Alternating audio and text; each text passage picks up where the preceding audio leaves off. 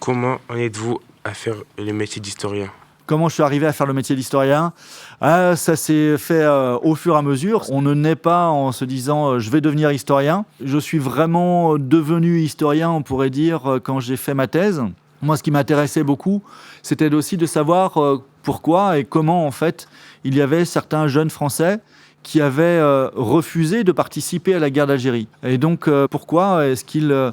combien est-ce qu'ils étaient, en fait, ces jeunes-là qui avaient 20 ans et qui ont décidé, en fait, qu'ils ne participeraient pas à la guerre d'Algérie.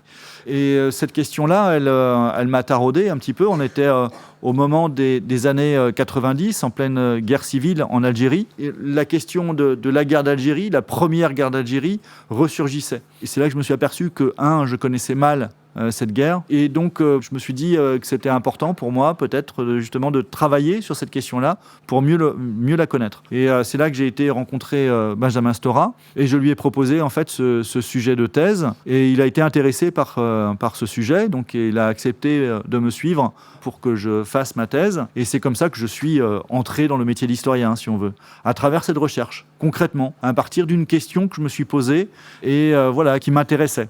Qu'est-ce qui vous passionne dans votre métier? Si je suis là avec vous, c'est parce que, c'est aussi parce que je suis passionné. Voilà, c'est aussi parce que ça m'intéresse et c'est parce que j'ai envie de transmettre en fait certaines choses. Voilà, donc oui, je passe beaucoup de temps à essayer de transmettre justement ces éléments de recherche sur la guerre d'Algérie et sur la colonisation plus largement. Et donc, c'est quelque chose qui me paraît important, d'essayer de mieux comprendre en fait aussi la société dans laquelle on vit aujourd'hui et quels sont les rapports avec les traces de ce que l'on a vécu auparavant.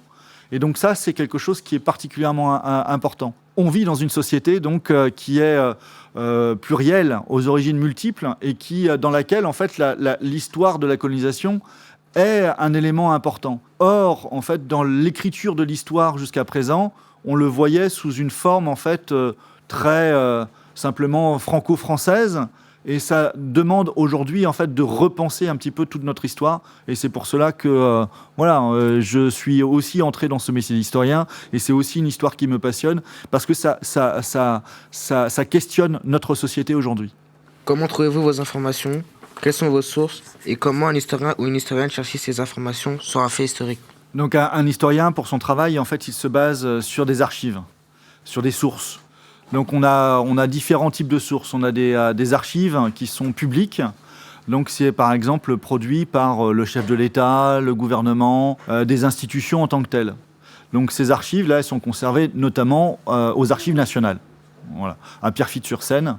Dans le 93. Et on a également des archives qui sont privées. Donc, c'est-à-dire une association, une entreprise, des personnes produisent des archives. On en produit tout le temps. Voilà, par exemple, ici, il y a des archives qui sont produites. Par exemple, les différents documents qui ont été circulés, ils pourront servir pour des historiens après. Donc, toutes ces archives-là, en fait, ce sont des sources pour l'historien. L'historien, après, il va aller chercher dans ces différents centres d'archives des éléments qui l'intéressent pour l'écriture de l'histoire. Dernier aspect, c'est qu'il y a également aussi des sources orales. C'est-à-dire que là, en fait, vous êtes aussi en train de produire une archive orale, parce que vous êtes interviewé, parce que vous parlez dans un micro, que cette trace-là, elle va rester. Moi aussi. Donc, vous voyez, après, on pourra dire peut-être dans 30 ans, il y a peut-être un historien qui viendra dire « Ah oui, Tramor-Kemener, il a dit cela, il a dit n'importe quoi à ce moment-là », ou pas. Vous voyez ce que je veux dire? Mais donc ici, en fait, c'est aussi une source en tant que telle. Est-ce que l'histoire se fait aussi avec les témoignages? Sont-ils importants? Bien sûr, les témoignages sont importants. En Algérie, par exemple, il y a un problème d'accès aux archives. Aujourd'hui, les Algériens n'ont pas accès à leurs propres archives. Donc c'est très compliqué, en fait, pour eux d'écrire l'histoire. Donc ce qui se passe, par exemple, en Algérie aussi aujourd'hui, beaucoup, c'est que les acteurs qui ont vécu la guerre d'indépendance écrivent, en fait, leurs mémoires. Donc ils livrent des témoignages. Mais on n'est jamais sûr, en fait, quand on écrit un témoignage, que ce soit la vérité. On peut broder, on peut dire des choses qu'on n'a pas forcément vécues, on peut mentir, on peut au contraire essayer de se mettre en avant, dire « moi j'ai fait ça, moi j'ai fait ci ». Zlatan Ibrahimovic, quand il écrit, vous connaissez plus tellement, il était joueur parisien avant, Zlatan, Si, voilà, vous connaissez quand même un peu. Bref, j'aurais pas dû parler de foot. C'est pas grave. Donc Zlatan, par exemple, il aime beaucoup se mettre en avant. Il a déjà écrit ses mémoires. Vous voyez, donc Zlatan, il est très fier de lui, très fier de ce qu'il a fait, il a tout inventé, il se met beaucoup en avant. Mais est-ce que c'est la vérité ? Non, pas forcément. Donc il y a un historien qui peut venir après et qui va voir qu'est-ce que Zlatan a véritablement fait. Donc il va aller regarder en fait les différents textes qu'il a écrits, les mails qu'il a envoyés, les propos qu'il a tenus et ce qui a été dans les archives du PSG, ce qui a été vraiment fait, vous voyez, et analyser également les matchs dans lesquels il a joué. Et finalement, dire ah non, en fait, ce qu'il a dit Zlatan ici, ça c'est vrai, ça c'est pas vrai. Donc l'historien, en fait, il va à la fois puiser dans les témoignages parce que c'est une source importante et en même temps essayer de vérifier si c'est vrai ou pas. Et c'est ça le métier d'historien. Pourquoi se spécialiser sur la guerre d'Algérie ? Qu'est-ce qui vous passionne sur cette guerre ? En fait, je suis arrivé à la guerre d'Algérie un peu par hasard. Alors, c'est jamais du hasard, évidemment, mais c'est pas, j'ai pas un lien particulier avec l'Algérie. Je connaissais mal. J'avais pas l'impression d'avoir beaucoup étudié ça, aussi au lycée, des choses comme ça, mais pourtant, je l'avais vu un peu. Et je sais qu'en fait, dans la société française, on parlait déjà aussi de l'Algérie. Donc c'était quelque chose qui a été véhiculé, même dans ma famille par exemple, on parlait aussi du racisme qui était véhiculé depuis la guerre d'Algérie, des éléments comme ça. Donc tout ça, ça m'a interpellé, ça m'a questionné. C'est pour ça que j'ai voulu en savoir plus sur l'Algérie.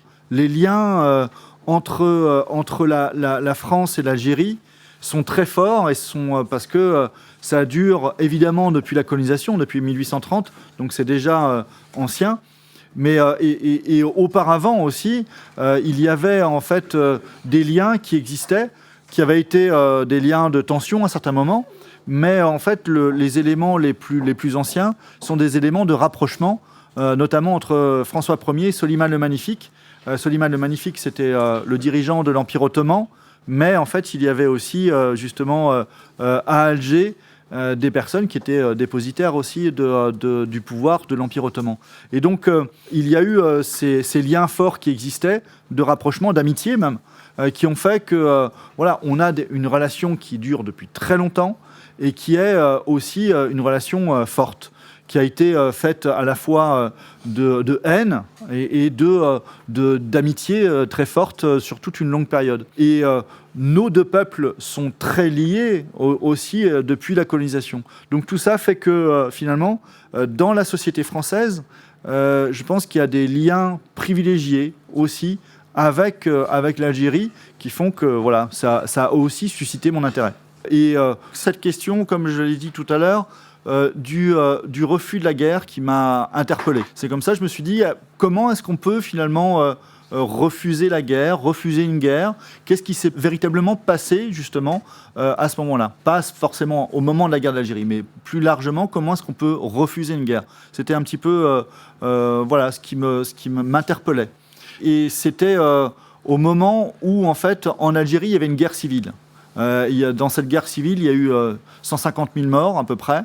Donc ça a été une guerre qui a été terrible pendant toutes les années 1990. Et donc au cours de ces années 90, en fait, de cette guerre civile, ce qu'on appelait la décennie noire aussi, il était question de la première guerre d'Algérie. En fait, c'est-à-dire la guerre de décolonisation qui avait aussi des violences. Et on parlait justement de la résurgence en fait de violences qui provenaient de la première guerre d'Algérie. Donc de la guerre civile des années 90 à la guerre d'indépendance de 1954-62, il y avait en fait des rapprochements. Pourquoi les archives en Algérie sont peu accessibles ? L'accessibilité aux archives, c'est ce qui fonde notre démocratie. Plus les citoyens d'un pays peuvent accéder à leur passé, plus le pays est démocratique. Il y a un roman célèbre écrit par George Orwell qui s'appelle 1984. Le personnage principal dans ce roman, en fait, son métier, donc on est dans une dictature en Angleterre, tenue par Big Brother. Et donc Big Brother, en fait, il y a toujours en fait des combats qui se déroulent entre les différents blocs de pays, si vous voulez. Et selon la politique du moment, le travail en fait du personnage principal du roman consiste à réécrire les archives selon la politique. Si la politique évolue, si on change d'allié, eh ben, on va réécrire toutes les archives dans ce sens-là. Donc on peut manipuler un pays par rapport en fait à ce qui est produit. C'est de la propagande. Donc avoir accès à ces archives, les archives elles sont ici aux archives nationales, on peut y avoir accès et n'importe qui, de manière gratuite. Vous voyez, ça c'est important aussi. Donc si vous voulez aller aux archives, c'est entièrement possible et vous pouvez consulter des documents sur tel ou tel aspect. Alors pas les périodes les plus récentes, mais à partir de 25 ans, on peut commencer à accéder à des événements qui se sont passés il y a 25 ans pour vérifier justement ce qui s'est vraiment passé. Est-ce que c'est vrai? Est-ce que c'est pas vrai? Et donc ça, en fait, ça permet aussi justement de voir en fait et de faire fonctionner la démocratie. C'est un droit de la Révolution française. Auparavant, c'était la monarchie absolue. Et la monarchie absolue, en fait, on avait le droit à rien. Rien n'était accessible de ce point de vue-là. Donc quand les révolutionnaires en fait, ont mis en place la République à ce moment-là, une des premières choses qu'ils ont faites, c'est justement de pouvoir accéder à notre passé, aux archives. Et c'est comme ça qu'on construit la société de demain. Aujourd'hui, malheureusement, voilà, en Algérie, il y a en fait un blocage par rapport à tout cela. Depuis en fait 1962, ce sont les mêmes personnes qui sont au pouvoir. On n'est pas véritablement dans un système démocratique, vous voyez, même si c'est la République démocratique et populaire d'Algérie. Et les dirigeants algériens n'ont pas forcément envie que l'on voit ce qui s'est vraiment passé en fait pendant la guerre d'indépendance. Et donc il y a des personnes qui n'ont pas forcément joué des beaux rôles. Voilà. En tout cas, ils ont peur en fait aussi que le peuple algérien s'empare de ce passé-là pour essayer de mieux comprendre en fait ce qui s'est passé. Et donc voilà, c'est pour ça que en fait ils interdisent l'accès à leurs propres archives. Et j'irai même plus loin. Le directeur des archives nationales algériennes a déclaré publiquement dans un journal que son travail consistait à biffer de noir les noms des personnes dans les archives. Donc en fait, son travail, il a dit tout simplement que son travail consistait à rendre inutilisables les archives pour pouvoir écrire l'histoire de l'Algérie. C'est dramatique.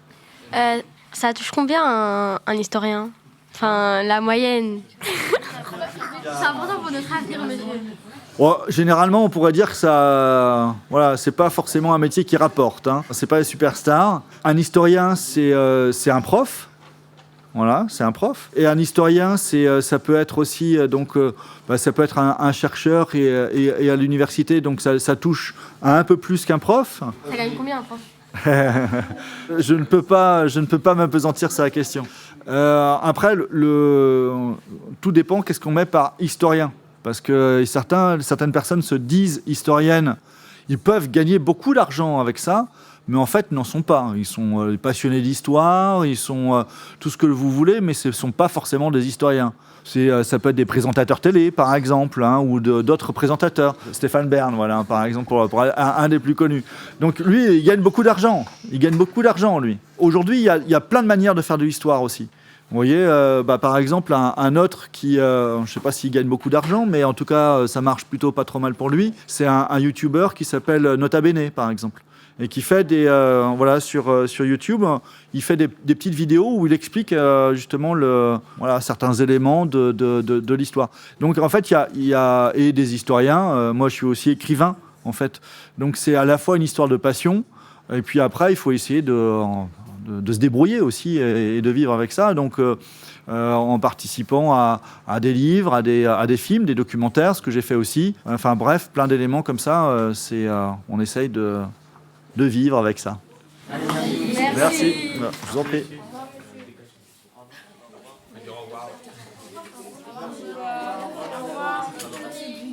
Au revoir.